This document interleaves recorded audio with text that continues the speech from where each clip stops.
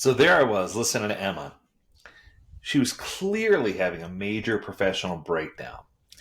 And we were in one of those offices with glasses all around, so I knew people were absolutely looking.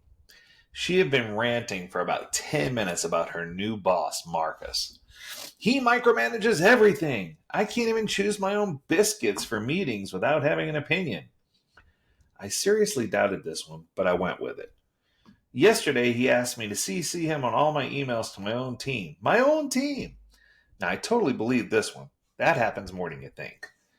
And don't get me started on the weekly one-on-ones that last 3 hours. 3 hours talking about a project that can be finished in 30 minutes.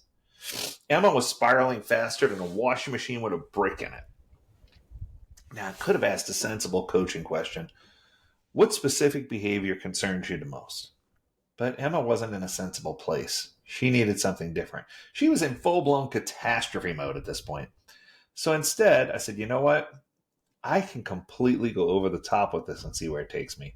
And here's what I did. I said, okay, so if Marcus was running a bakery, what would that look like? Emma stopped mid-rant and said, what? I'm serious. Marcus, the micromanaging bakery owner. Paint me the picture. She looked at me like I suggested we rob a bank together and then buy some business with the funds. But then something shifted. A tiny smile crept across her face. Well, he'd probably have closed-circuit cameras pointing at every mixing bowl and a spreadsheet tracking exactly how many chocolate chips went into each cookie.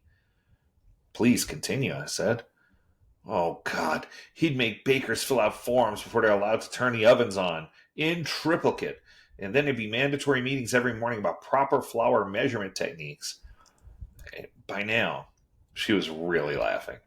The customers would be lining up around the block because it takes 45 minutes to buy a loaf of bread because Marcus has to personally approve every transaction. And the staff? They'd all quit within a week, except one poor soul who's too terrified to leave and just nods at everything that Marcus says. Boom. In 5 minutes of ridiculous bakery scenarios, Emma went from, I can't cope with this job, to this situation is actually quite funny when you think about it. Here's what happens when you exaggerate problems to absurd levels. They stop feeling insurmountable and start feeling manageable. When Emma described Marcus as a micromanaging bakery owner, she wasn't just venting, she was getting perspective.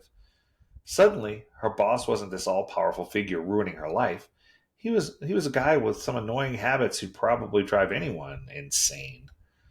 The rest of our session was completely different at that point. Instead of Emma feeling trapped, she started strategizing.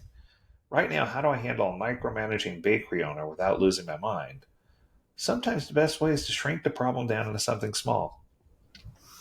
If you make something ridiculously big first, oftentimes that is the best way to shrink the problem. So next time you're in a situation where you have people around you that are drowning in drama, trying to figure out the next move, the worst thing you can do in many cases is try to make the problem smaller. I know it sounds crazy, but if you make it so absurdly huge that they can't help but laugh themselves and laugh at the situation, that usually works out pretty well. I can confirm that a week after our session, I sent her some donuts with a Post-it note on them that said, "Eat these, it'll help."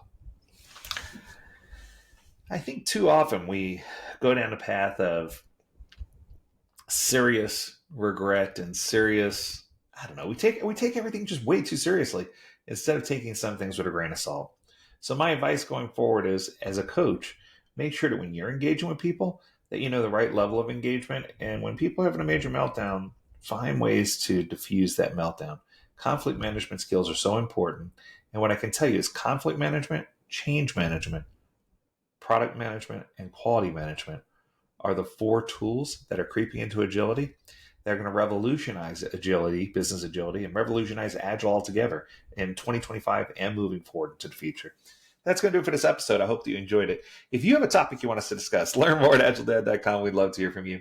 And as always, we encourage you to stay healthy, stay well, and stay agile, my friends. Until next time, do take care.